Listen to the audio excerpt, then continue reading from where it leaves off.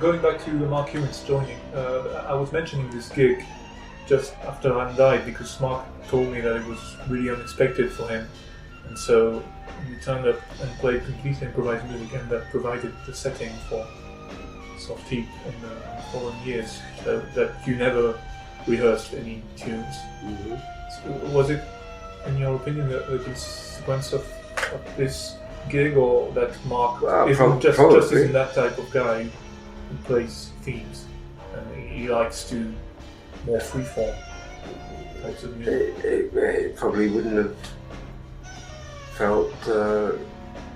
It couldn't have been done playing Alan's stuff, and most of it was Alan's stuff. And it just couldn't be done without Alan. With, complex stuff and needed the right keyboard. Yeah.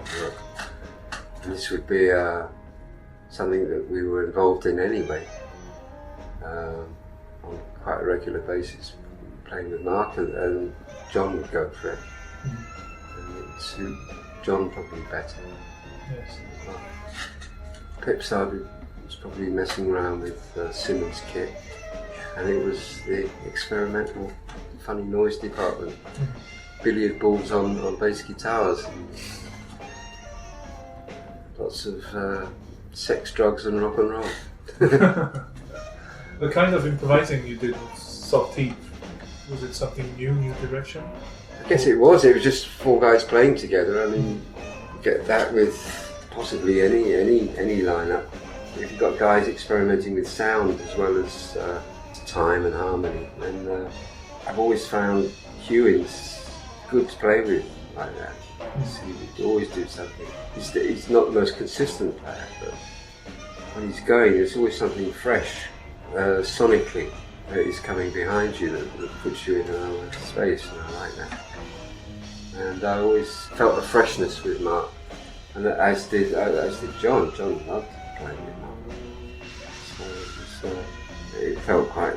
It wasn't a sit down, let's talk about it. It's just that we turn up for gigs, and that's what we did. Even if we got together for a play, it's very hard to get John Greaves to, just turn up at someone's front room. But we just played because no one had any particular tunes.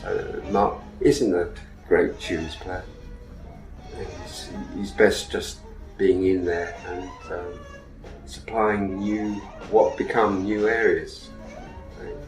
I mean, he had a reggae phase, which I didn't particularly like, but then, the bit of language that we do have, the two of us, is that blowing on the guitar and the noise that has become a sort of area that we consider our own, and we know it's going to work, that can be expanded. And Soft Heap did, in fact, expand on that. There's some stuff that Leonardo's going to be putting out of Du Noir concerts.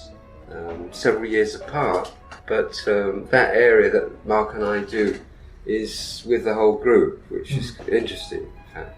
So do you remember Soft Heap in that period as making a lot of noise, or rather for that introspective? Was it a mixture of? No, it was a mixture, and you normally got perhaps a bit too intense. But not volume allowed. It was normally drowned out. Not only.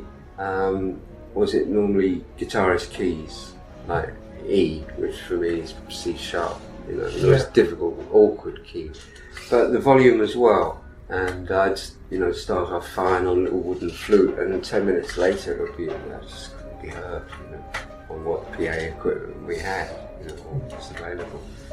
So that would also influence things.